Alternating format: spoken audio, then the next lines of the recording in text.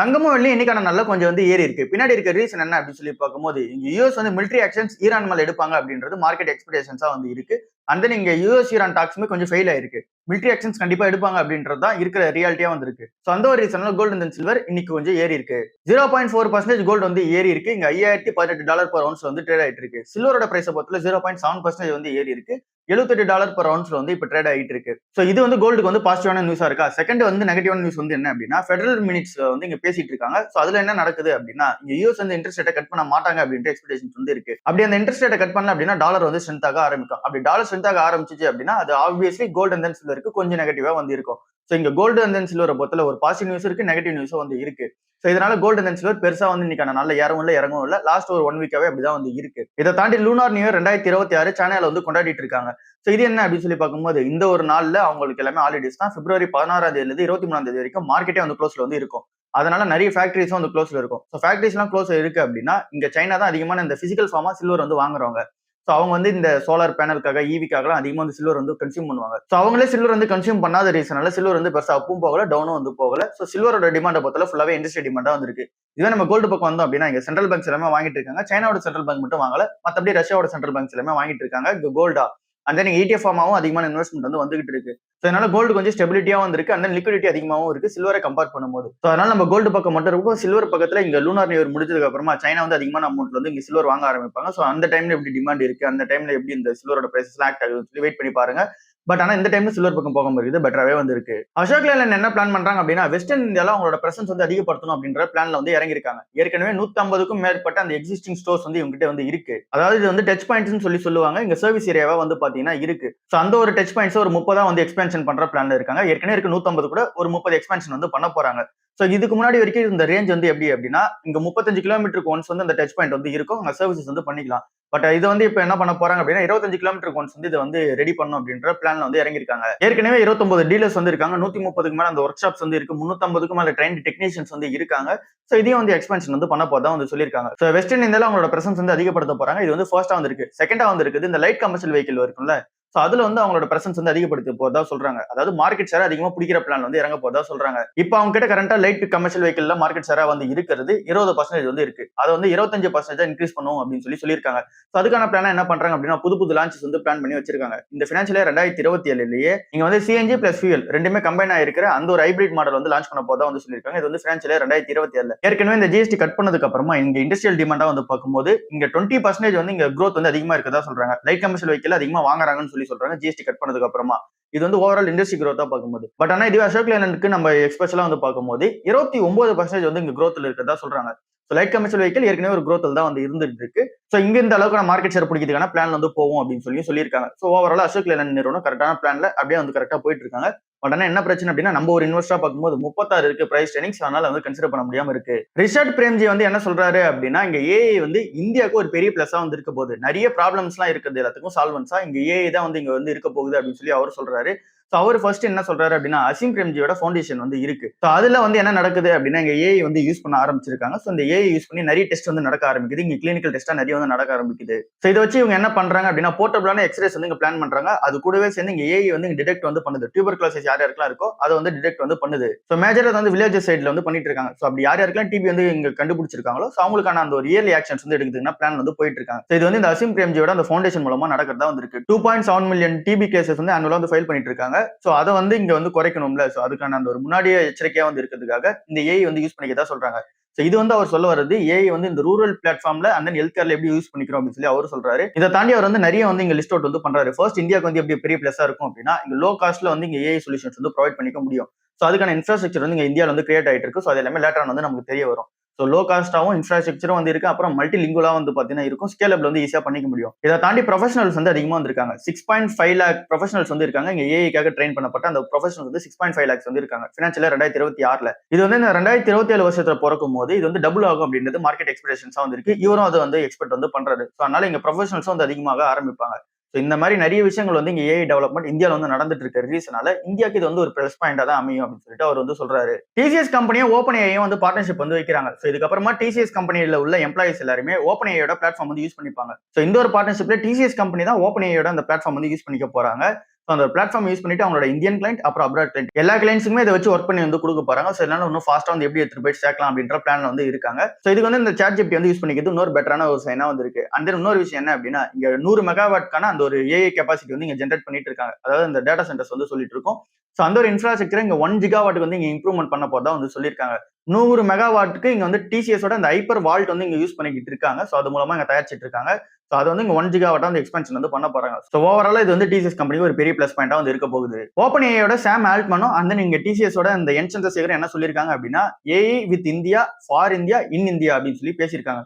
So AI வந்து இங்க இந்தியாவுக்கு பெரிய பிளஸ் வந்து இருக்க போகுதுன்றதை இவங்க ஹைலைட் பண்ணி பேசியிருக்காங்க. ஆந்திரபிக் கம்பெனியோட சிஓ டேரியோ வந்து என்ன சொல்லியிருக்காரு அப்படின்னா, இங்க ஏஐ வந்து இங்க ஏஐ டூல் நாங்க வந்து ஜென்ரேட் பண்ணி எடுத்துட்டு வரோம்ல. ஸோ அந்த ஒரு ஆந்திரபிக் நிறுவனம் வந்து இங்க ஐடி கம்பெனிஸ் வந்து இங்க கம்ப்ளீட்டா ட்ரெஸ்ஸை பண்றதுக்காகலாம் வரல. அந்த ஒரு ஐடி கம்பெனிஸ் கூட சேர்ந்து கோ ஒர்க் பண்றதுக்காக தான் நாங்க வந்து வரோம் அப்படின்னு சொல்லி அவர் சொல்லியிருக்காரு. ஸோ இங்க ஐடி ஸ்டாக்ஸ் எல்லாருமே இங்க ஆந்திரபிக் வந்த ரீசனால தான் மார்க்கெட் வந்து இறங்கிச்சுன்றது நம்ம எல்லாருக்குமே வந்து தெரியும். அதுலயே அந்த கிளாட் கோ ஒர்க்னால தான் மெயினா வந்து இறங்கி இருக்குன்னு சொல்லி நம்ம எல்லாருக்குமே தெரியும். பட் ஆனா அந்த கம்பெனியோட சிஓவே என்ன சொல்றாரு அப்படின்னா, இங்க ஐடி கம்பெனிஸை நாங்க வந்து இங்க அழிக்கிறதுக்காகலாம் வரல, அவங்க கூட கம்பீட் பண்றதுக்காகவும் வரல, அவங்க கூட சேர்ந்து கோ ஒர்க் பண்றதுக்காக தான் வந்து வந்திருக்கோம். ஸோ எங்களோட பிளகின்ஸ் அந்த ஐடி சர்வீசஸ் எல்லாம் வந்து யூஸ் பண்ணிக்கிட்டாங்க அப்படின்னா ஐடிக்கு வந்து ஈஸியா வந்து அவங்களோட அந்த ப்ராஜெக்ட் டெலிவரி வந்து பண்ண முடியும். அந்த எக்ஸிகூஷன் வந்து சூப்பரா வந்து நடக்கும். அந்த ஒரு ப்ராசஸ் எல்லாமே நாங்க வந்து ஸ்டிமுலேஷன் வந்து பண்ணி கொடுத்துருவோம் அப்படின்னு சொல்லி சொல்றாங்க. ஸோ இதுதான் எங்களோட ஸ்டாண்டா வந்து இருக்குன்னு சொல்றாங்க. இந்தியாவை நாங்க ஏன் சூஸ் பண்றோம் அப்படின்னா, இங்க அதிகமான டெக் ப்ரொஃபஷனல்ஸ் வந்து இருக்காங்க. இங்க டேட்டா சென்டர்ஸ் வந்து அதிகமா வந்து இங்க இன்வெஸ்ட்மெண்ட் வந்து நடந்துட்டு இருக்கு. ஸோ ஃபியூச்சர்ல எங்களுக்கு வந்து பெரிய பிளஸா இருக்குன்ற ரீசனால தான் நாங்க வந்து இந்தியா பக்கம் வந்து வந்திருக்கோம் அப்படின்னு சொல்லி சொல்றாரு. அவரோட ஸ்டாண்ட் என்னவோ கரெக்டா தான் வந்திருக்கு. ஸோ இதுதான் நிறைய அனலிஸ்டும் வந்து சொல்றாங்க. ஐடி சர்வீசஸ் வந்து இது வந்து கம்ப்ளீட்டா காலி பண்ணாது. ஐடி சர்வீசஸ்க்கு இது வந்து என்ஹான்ஸ் பண்ணி தான் கொடுக்குமே தவிர இது வந்து காலி எல்லாம் பண்ணாது அப்படின்றத மார்க்கெட் எக்ஸ்பெக்டேஷன்ஸா இருக்கு. சாட் ஜிபிடியும் ஜியோ ஹாட்ஸ்டாரும் பார்ட்னர்ஷிப் வந்து வைக்கிறாங்க. ஸோ இது மூலமா என்ன நடக்கும் அப்படின்னா, இங்க சாட் ஜிபிடில நீங்க என்ன ஒரு கண்டென்ட் கன்சியூம் பண்ணணும் அப்படின்னு சொல்லிட்டு நீங்க சர்ச் பண்றீங்க அப்படின்னா, அப்படி நீங்க சர்ச் பண்ணும்போது நீங்க என்ன கண்டென்ட் வந்து பார்க்க விரும்புறீங்க, என்ன லாங்குவேஜ்ல வந்து பார்க்க விரும்புறீங்க, அதாவது நீங்க ஓன் லாங்குவேஜ்ல கூட கேட்கலாம். அதாவது நீங்க தமிழ்ல கூட கேட்கலாம். இந்த மாதிரி நான் வந்து காமெடி ஃபிலிம் வந்து பார்க்க விரும்புறேன் அப்படின்னு சொல்லி நீங்க கேட்கறீங்க அப்படின்னா, அது டப்டு வேணுமா இல்ல அப்படின்னா ஒரிஜினல் தமிழ் கான்டென்ட் வந்து வேணுமா அப்படின்னு சொல்லிட்டு கேட்டுட்டு, ஸோ அதுக்கேற்ற மாதிரி இங்க ஜியோ பிளாட்ஃபார்ம் வந்து யூஸ் பண்ணிட்டு, அதாவது ஜியோ ஹாட் ஸ்டார்ல உள்ள அந்த ஒரு கண்டென்ட் வந்து எடுத்துட்டு வந்து இங்க சாட் ஜிபிடி வந்து இங்க ரிசல்ட்டா வந்து கொடுக்கும் அப்படின்றது தான் இப்ப இருக்க ஒரு நியூஸா வந்து இருக்கு. ஸோ இதுக்கு முன்னாடி வரைக்கும் நீங்க சாட் ஜிபிடில நீங்க வந்து ஒரு காமெடி கண்டென்ட் எடுத்து கொடு அப்படின்னு சொல்லி நீங்க சொல்றீங்க அப்படின்னா, அது யூடியூப்ல இருந்து டேரக்டா ரிசோர்ஸ் பண்ணி எடுத்து கொடுத்துரும். ஸோ இதுக்கப்புறமேட்டுக்கா ஜியோ ஹாட் ஸ்டார் கண்டென்ட்டும் வந்து இங்க சோர்ஸ் பண்ணி எடுத்து கொடுக்க போகுது. ஸோ இது ஜியோ ஹாட் ஸ்டாருக்கு ஒரு பெரிய பிளஸா வந்து இருக்கு. இண்டஸ்இண்ட் பேங்க் 2.0 ஜர்னியை பத்தி ராஜீவ் ஆனந்த் வந்து பேசியிருக்காரு. ஸோ அதுல அவர் என்ன சொல்ல வராரு அப்படின்னா, கேபிட்டல் அடிக்குவசி ரேஷியோ 17% வந்து மெயின்டைன் பண்ணுவோம். இது வந்து ஃபர்ஸ்டா வந்து இருக்கு. ஸோ அதுக்கான பிளானா தான் இங்க வந்து அதை சுத்தி தான் இங்க இருக்கிற நிறைய பிளான்ஸ் வந்து இருக்கதா வந்து சொல்றாரு. ஸோ அதை பத்தி டீடைலா என்ன எதுன்னு பார்ப்போம். ஸோ 17% கேபிட்டல் அடிக்குவசி ரேஷியோ மெயின்டைன் பண்ணணும் அப்படின்னா கிளியரான பேலன்ஸ் ஷீட் வந்து தேவை. ஸோ அப்படி இருக்கும்போது இவங்களோட growth ஏரியா ஃபோக்கஸ் எல்லாம் என்னவா இருக்கு அப்படின்னா, இங்க மைக்ரோ ஃபைனான்ஸ்ல மேஜரான ஃபோக்கஸ் வந்து பண்ண போறாங்க. அப்புறம் எஸ்எம்இல வந்து பண்ண போறாங்க. அப்புறம் கோல்டு, ஹோம் லோன், அப்புறம் இவங்க வந்து சின்ன சின்ன எஸ்எம்இஸ் இருப்பாங்களா, ஸோ அவங்களுக்கான கார்பரேட் லோன்ஸ் வந்து கொடுக்க போதா சொல்லியிருக்காங்க. ஏற்கனவே எங்களோட லோன் போர்ட்ஃபோலியோ நம்ம எடுத்து பார்த்தோம் அப்படின்னா 60% வந்து ரீட்டைல் கிட்ட வந்து இருக்கு, 40% வந்து ஹோல்சேல்ஸ்ல வந்து இருக்கு. ஹோல்சேல்ல தான் இங்க கார்பரேட்டோட அந்த ஒரு புக்கும் வந்து வரும். ஸோ இந்த ஒரு கார்பரேட் புக் வந்து கொஞ்சம் கொஞ்சமா குறைச்சு, இது வந்து லார்ஜ் கார்பரேட் புக்ஸா சொல்றேன். ஸோ அது எல்லாமே இப்போ கொஞ்சம் கொஞ்சமா குறைச்சு எஸ்எம்இல வந்து அதிகமா அவங்க ஃபோக்கஸ் பண்ண போதா சொல்லியிருக்காங்க. ஸோ எஸ்எம்இல அப்படி ஃபோக்கஸ் பண்ணாங்க அப்படின்னா ரீட்டைல் பிளஸ் எஸ்எம்இ அப்புறம் இங்க gold and then home loan. So இது எல்லாமே ஃபோக்கஸ் பண்ணும்போது இந்த கம்பெனிக்கு ஒரு பெரிய பிளஸா வந்து இருக்கும். அண்ட் தென் இங்க ரிட்டர்ன் ஆன் அசெட்ஸ் பொறுத்தவரை 1% வந்து மெயின்டைன் பண்ணும். ஸோ அப்படிலாம் போனோம் அப்படின்னா இங்க ஏற்கனவே இருக்கிற அந்த ஒரு பேட் லோன்ஸ் எல்லாமே குறைக்கணும். ஸோ அதுக்கு என்ன சொல்ல வராரு அப்படின்னா, அன்செக்யூர்டான அந்த லோன்ஸ் இருக்கும்ல, ஸோ அது எல்லாமே பர்சனல் லோன்ஸ் இல்ல அப்படின்னா வேற என்ன லோன்ஸ் கொடுத்துருக்காங்க அப்படின்னா அது எல்லாமே இங்க ரீஅசஸ் வந்து பண்ணுவோம். ஸோ அப்படி பண்ணிட்டு இங்க அன்செக்யூர்டான லோன்ஸ் வந்து தர மாட்டோம் அப்படின்னு சொல்லியிருக்காரு.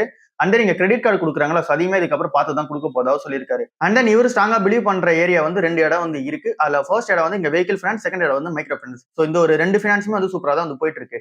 ஸோ அதுல வந்து இன்னும் டாமினன்ஸ் வந்து பண்ணுவோம் அப்படின்னு சொல்லியிருக்காரு. ஸோ இது எல்லாமே எங்களுக்கு ஸ்ட்ராங் பில்லரா இருக்கு அப்படின்னு சொல்லியிருக்காரு. ஸோ இதை தாண்டி வந்து அவங்களோட கம்பெனி எம்ப்ளாயிஸ் இருப்பாங்களா, ஸோ அதுல வந்து டாப் லெவல்ல இருக்க எம்ப்ளாயிஸ் எல்லாமே இங்க ரீஷஃப்லிங் வந்து பண்ணிட்டு இருக்காருல, ஸோ அதுவும் வந்து ப்ராப்பரா போயிட்டு இருக்குதா வந்து சொல்றாரு. ஸோ எல்லா மீட்டிங்ஸுமே இங்க கரெக்டா போயிட்டு இருக்கு. இண்டஸ்இண்ட் 2.0 வந்து இங்க ஜர்னி ஸ்டார்ட் ஆயிடுச்சு அப்படின்னு சொல்லியிருக்காரு. ஸோ இப்பவுமே இந்த ஷேரை பொறுத்தல 1-2 மாதிரி கன்சிடர் பண்ணிட்டு பெட்டரா தான் வந்து இருக்கு. நேற்றுக்கான மார்க்கெட் கொஞ்சம் ஸ்ட்ராங்கா தான் வந்து இங்க ஓப்பன் ஆச்சு. ஸோ திரும்ப க்ளோஸ் ஆகும்போது இங்க 1% மேல வந்து டிராப் ஆகி க்ளோஸ் ஆயிடுச்சு. பிஎஸ்சி சென்செக்ஸும் சரி அண்ட் நீங்க நிஃப்டி 50மே சரி ரெண்டுமே வந்து டிராப் ஆயிடுச்சு. மிட் கேப் அண்ட் ஸ்மால் கேப்பை பொறுத்தல 1.5% மேல வந்து நேற்று டிராப் ஆயிருச்சு. என்ன ரீசனால அப்படின்னா 3 நாளா வந்து கண்டினியூஸா மார்க்கெட் வந்து ஏறிச்சு. ஸோ அதனால சின்ன ஒரு ப்ராஃபிட் புக்கிங் வந்து பண்றாங்க. இது வந்து ஃபர்ஸ்ட் சீசனா வந்து இருக்கு. அப்புறம் இங்க யூஎஸ் ஈரான் டாக்ஸ் வந்து கொஞ்சம் ஃபெயில் ஆயிருக்கு. ஸோ ஃபெயில் ஆயிட்டு இங்க யூஎஸ் வந்து மிலிட்டரி ஆக்ஷன்ஸ் வந்து எடுப்போம் அப்படின்னு சொல்லியிருக்காரு. இதை தாண்டி ஃபெடரல் ரிசர்வோட அந்த மினிட்ஸ் வந்து இருக்கு. ஸோ அந்த ஒரு மினிட்ஸ்ல இன்ட்ரெஸ்ட் ரேட் கட் பண்ண மாட்டாங்க அப்படின்றத எக்ஸ்பெக்டேஷன்ஸா வந்து இருக்கு. அப்படி இன்ட்ரெஸ்ட் ரேட் கட் பண்ண அப்படின்னா இங்க டாலர் வந்து ஸ்ட்ரென்த் ஆக ஆரம்பிக்கும். ஸோ அதனால அதிக மக்கள் வந்து எமர்ஜிங் மார்க்கெட்ஸ்ல பணத்தை வந்து வைக்க மாட்டாங்க. அதாவது நம்மள இந்தியா மாதிரி மார்க்கெட்ல எமர்ஜிங் மார்க்கெட் ஸோ இங்க வந்து பணத்தை வந்து வைக்க மாட்டாங்க. இங்க வந்து பணத்தை எடுத்துட்டு போய் டாலர் ரிசர்வ் வந்து வச்சிருவாங்க. ஸோ அந்த பாண்ட் டீல்ஸ் வந்து வச்சிருவாங்க. ஸோ அப்படி அந்த பாண்ட் டீல்ஸ்ல வைக்கிறாங்கன்னும் போது நம்ம மார்க்கெட்ல இருந்தா அந்த பணம் வந்து வெளியே போகுது. ஸோ அதனால நம்ம மார்க்கெட் கொஞ்சம் வீக்கா இருக்கும். ஸோ இது எல்லாமே ரீசன் அமைஞ்சு தான் நேற்றுக்கான நாள்ல கொஞ்சம் மார்க்கெட் வந்து இறங்கி இருக்கு. நெட்வொர்க் டெக்னாலஜி ஷேர் நேத்துமே வந்து மார்க்கெட்ல வந்து ஏறி இருக்கு. லாஸ்ட் 2 நாள்ல 20% வந்து மார்க்கெட்ல ஏறி இருக்கு நெட்வொர்க் டெக்னாலஜிஸ். ஸோ இதுக்கு பின்னாடி இருக்க ரீசன் என்ன அப்படின்னு சொல்லிட்டு நம்ம நேத்தே பார்த்துட்டோம். NVIDIA கூட ஒரு பார்ட்னர்ஷிப் வச்சு சூப்பர் கம்ப்யூட்டர் ஒன்று வந்து லான்ச் பண்ணாங்க. ஸோ இந்த ஒரு AI சூப்பர் கம்ப்யூட்டர் யார் வந்து யூஸ் பண்ணுவாங்க அப்படின்னு சொல்லி பார்க்கும்போது கண்டிப்பா பிசினஸ் தான் வந்து யூஸ் பண்ணுவாங்க. லைக் வந்து இங்க ரிசர்ச் கம்பெனிஸ்லாம் இருப்பாங்க. R&D பண்ற இந்த ஃபார்மா கம்பெனிஸ் வந்து யூஸ் பண்றதுக்கான சான்சஸ் வந்து இருக்கு. அண்ட் தென் இங்க லீகல்ல வந்து யூஸ் பண்றதுக்கான சான்சஸ் வந்து இருக்கு. அண்ட் தென் அதிகமான டேட்டா ப்ராசஸிங்லாம் எங்க பண்ணுமோ அந்த எல்லா இடத்துலயுமே இந்த ஒரு சூப்பர் கம்ப்யூட்டர் வந்து யூஸ் பண்ணுவாங்க அப்படின்றது எக்ஸ்பெக்டேஷன்ஸா வந்து இருக்கு. அப்படி அவங்க யூஸ் பண்ணாங்க அப்படின்னா ஈஸியா வந்து அவங்களோட டேட்டாஸ் எல்லாமே அனலைஸ் பண்ணி எடுத்துக்க முடியும். ஸோ இதுக்காக தான் நெட்வொர்க் டெக்னாலஜிஸ் இந்த ஒரு ப்ராடக்ட் வந்து லான்ச் பண்ணிருக்காங்க. ஸோ இந்த ஒரு ரீசனால மார்க்கெட்ல 19% வந்து ஏற்றிருக்காங்க லாஸ்ட் 2 நாள்ல. ஸோ இந்த டைம் இது வந்து கன்சிடர் பண்ண முடியாது. ஸ்டாக் பிரைஸ் வந்து கொஞ்சம் ஓவர் பிரைஸ் தான் வந்து இருக்கு. நிஃப்டி ஐடில மட்டும் இந்த பிப்ரவரி 1ஆம் தேதியிலிருந்து இந்த 16ஆம் தேதி வரைக்கும் மட்டுமே 10,953 கோடி ரூபாய் மார்க்கெட்ல FPIs வித்துட்டு வெளியே போயிருக்காங்க. ஜனவரி மாசம் மட்டும் 1,800 கோடி ரூபாய் FPIs வித்துட்டு வெளியே போயிருக்காங்க. So foreign portfolio investors Nifty ஐடியை வந்து ரொம்பவே வந்து வித்துட்டு இருக்காங்க. ஐடி ஸ்டாக் ரொம்பவே வந்து பார்த்தீங்கன்னா செல் பண்ணிட்டு இருக்காங்க. ஸோ இது எதனால நடக்குது அப்படின்னு சொல்லிட்டு நம்ம வந்து சொல்லிட்டோம். அந்த ஆந்திரபிக்ன்ற ஒரு கம்பெனி உள்ள வந்ததுனால தான் இது எல்லாமே நடக்குது. ஸோ அந்த ஒரு ஆந்திரபிக் கம்பெனியோட சிஓவே வந்து என்ன சொல்றாரு அப்படின்னா நாங்க ஐடி சர்வீசஸ்க்கு இங்க காம்படிஷனா வரல, அவங்க கூட சேர்ந்து ஒர்க் பண்றதுக்காக தான் வந்திருக்கும்னு சொல்லி அவரே வந்து சொல்றாரு. ஸோ இப்படி இருக்கும்போது இந்த மார்க்கெட்ல இந்த ஷேர்ஸ் எல்லாம் இறக்குறாங்க அப்படின்னா மார்க்கெட்ல இந்த ஒரு ஷேர்ஸ் எல்லாமே ரொம்ப விழும்போது நம்ம வந்து 1-2 மாதிரி கன்சிடர் பண்ணிப்போம். இன்ஃபோசிஸ் கம்பெனி பத்தி ஒரு டேட்டா ஒன்று வந்திருக்கு. IPO டைம்ல நம்ம பணம் போட்டுருந்தோம்னா இப்போ எப்படி இருக்கும் அப்படின்னு சொல்லிட்டு அந்த ஒரு டேட்டா வந்து வந்திருக்கு. 1993 இந்த IPO வந்து வந்தது. இன்ஃபோசிஸ் கம்பெனியோட IPO வந்து வந்தது. அப்போ வந்து 143 ரூபாய் வந்து பர் ஷேரோட பிரைஸா வந்து இருந்துச்சு. ஸோ அப்போ 1 லட்ச ரூபா போட்டிருந்தோம் அப்படின்னா 600 சில்லற ஷேர்ஸ் வந்து நமக்கு கிடைச்சிருக்கும். ஸோ அது வந்து இப்போ போனஸ் ஸ்பிளிட் எல்லாமே ஆட் பண்ணிட்டு 1,21,000 ஷேர்ஸா வந்து இருந்திருக்கும். ஸோ இந்த ஒரு 1,21,000 ஷேர்ஸ்க்கு இப்போ இருக்க கரண்ட் பிரைஸ் நீங்க ஆட் பண்ணிட்டு அந்த டிவிடெண்ட்ஸ் நீங்க எவ்வளவு ரிசீவ் பண்ணிருக்கீங்களோ அதை நீங்க ஆட் பண்ணீங்க அப்படின்னா 16 கோடி ரூபாய் வந்து வருது. நம்ம 1 லட்ச ரூபா போட்டிருந்தது இப்போ இருக்கிற ஷேர் பிரைஸ் அந்த டிவிடெண்ட் ஆட் பண்ணும்போது 16 கோடி ரூபாய் வருது. இதே ஷேர் பிரைஸ் வந்து 2,000 ரூபாய்க்கு போயிருந்த மாதிரி நம்ம கால்குலேட் பண்ணி எடுத்தோம் அப்படின்னா ஏன்னா 2,000 ரூபாய் வந்து ஆல் டைம் ஐயா வந்து இருக்கு. அதை கால்குலேட் பண்ணி எடுக்கும்போது இன்னுமே அதிகமா வந்து இருக்கு. ஸோ இப்படி இருக்கும்போது இந்த இன்ஃபோசிஸ் கம்பெனிக்கு அடுத்த ஒரு நெக்ஸ்ட் வேவா இருக்க போது AI வந்து இருக்கும் அப்படின்னு சொல்லிட்டு மார்க்கெட்ல சொல்றாங்க. இது வந்து யார் யார் சொல்றாங்க அப்படின்னா ஆக்சிஸ் பேங்க், மோதிலால் ஓஸ்வால், அப்புறம் நோவமா அவங்க எல்லாருமே இதை தான் வந்து சொல்றாங்க. ஸோ அவங்களோட டார்கெட் படி அடுத்த ஒரு 20 வருஷத்துக்கு 30 வருஷத்துக்கு இந்த ஏஐயோட வேவை இவங்க வந்து யூஸ் பண்ணிப்பாங்க. ஏற்கனவே இந்த கம்பெனி வந்து டோட்டலா ரெவன்யூ மேக் பண்றதுல 5.5% ஏ ரெவன்யூவா வந்து இருக்கு. இதை தாண்டி இந்த கம்பெனியுமே வந்து சொல்லியிருக்குது $300 400 பில்லியன் 2030 ஃபினான்ஷியல் இயர்க்குள்ள இந்த ஒரு $300 400 பில்லியன் ரெவன்யூ வந்து ஏஐல இருந்து மட்டும் மேக் பண்ணுவாங்க அப்படின்றது இங்க இன்ஃபோசிஸ் கம்பெனியா வந்து சொல்லியிருக்காங்க. ஸோ அப்படி இருக்கும்போது நெக்ஸ்ட் வேவான ஏஐலையும் வந்து உள்ள வந்து இருந்திருக்காங்க. ஸோ இது எல்லாமே இந்த கம்பெனிக்கு ஒரு பெரிய பிளஸா இருக்கும். அடுத்த ஒரு 30 வருஷத்துக்கு இதே மாதிரியான சர்க்கிள் ரன் ஆகிறதுக்கான சான்சஸ் வந்து இருக்கதா சொல்றாங்க. இப்போ என்ன மாதிரியான growth இருக்கோ அதே மாதிரியான growth இருக்கும் அப்படின்றது மார்க்கெட்ல எக்ஸ்பெக்டேஷன்ஸா இருக்கு. ஸோ எப்படி பார்த்தாலுமே இன்ஃபோசிஸ் கம்பெனி இப்போ இருக்க ஷேர் பிரைஸ்க்கு கொஞ்சம் வந்து கன்சிடரபிள் ஸ்டேஜில் தான் வந்து இருக்கு. நம்மளும் 1-2 மாதிரி கன்சிடர் பண்ணிப்போம். பட் ஆனால் இந்த அளவுக்கு ரிட்டர்ன்ஸ் வருமானு கேட்டீங்க அப்படின்னா இருக்கிற அந்த ஒரு சேஞ்சஸ் எல்லாத்துக்கும், அதாவது அந்த டெக்னாலஜி சேஞ்சஸ் எல்லாத்துக்கும் இவங்க எப்படி அடாப்ட் ஆகிறாங்கன்றது பொறுத்து அது எல்லாமே டிசைட் பண்ணப்படும். ஸோ அது எல்லாமே நம்ம மார்க்கெட்ல இன்வெஸ்ட்மெண்ட் பண்ணிட்டு நம்ம இதுலேயே இருக்கும்போது நம்மளால வந்து ஈஸியாக வந்து கண்டுபிடிச்சிட முடியும் அவங்க இருப்பாங்களா இருக்க மாட்டாங்கன்னு சொல்லிட்டு. ஸோ இப்போதைக்கு 1-2 மாதிரி கன்சிடர் பண்ணிப்போம். அவங்களோட கிட்ட இருக்க அந்த ஒரு AI பிளாட்ஃபார்ம் சூப்பரா தான் வந்து இருக்கு. அந்த AI ரெவன்யூ சூப்பரா வந்து மெயின்டைன் பண்ணிட்டு இருக்காங்க. ஸோ அதனால நம்ம வந்து 1-2 மாதிரியே கன்சிடர் பண்ணிப்போம். ஸோ இவ்வளவுதான் இன்னைக்கான வீடியோ. அடுத்த வீடியோல வந்து சந்திப்போம். பாய்.